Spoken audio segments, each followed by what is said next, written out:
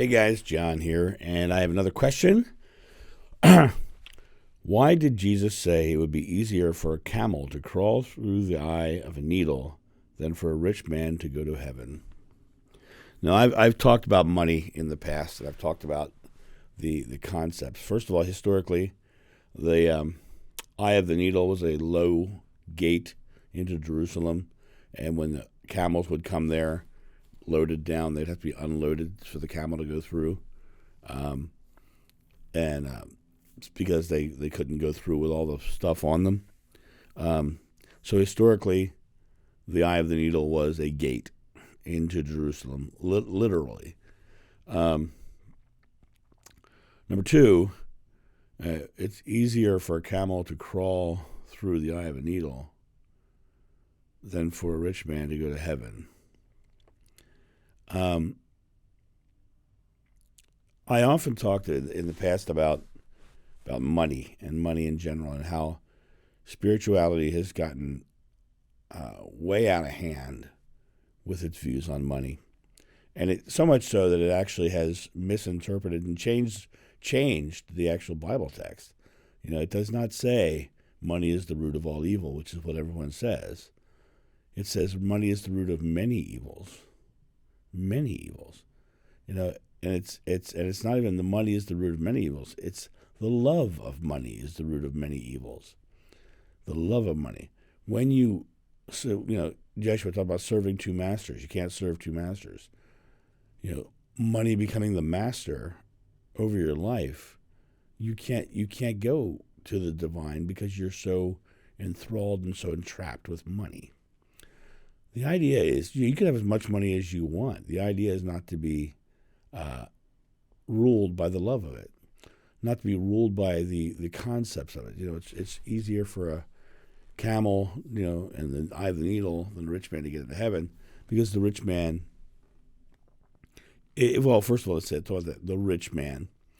You're reading. First of all, you're reading a 2,000-year-old text, and you're not. You're looking at it as infallible and black and white. If you're rich, you're bad. You'll never make it to heaven, right? It's a person who loves money over other things will never make it to heaven, because they've put their faith in money and greed, and that's where their mindset is. Instead of loving the fellow man, you can have as much money as you want and go out there and be a philanthropist and help people and do all kinds of beautiful, loving things.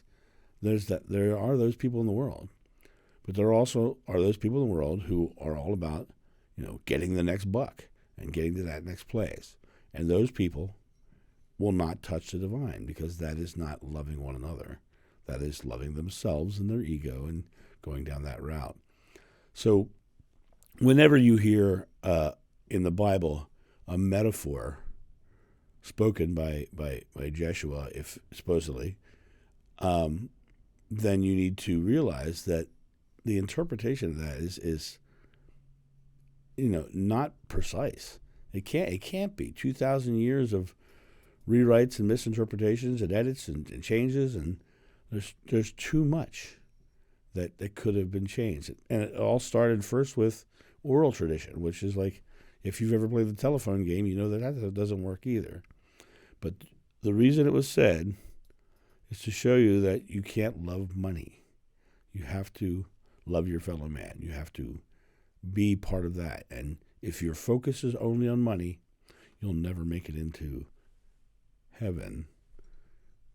You'll wallow in fear and anxiety your whole life. And you will, they will cross over and they'll see the error of their ways.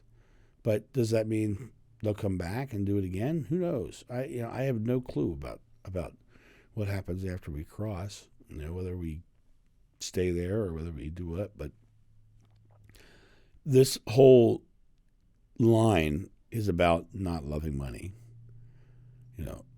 Love your fellow man. Make as much money as you want or can, but do it while loving your fellow man. That's my thought on that one. Have a great day, and I'll talk to you soon. See ya. Bye.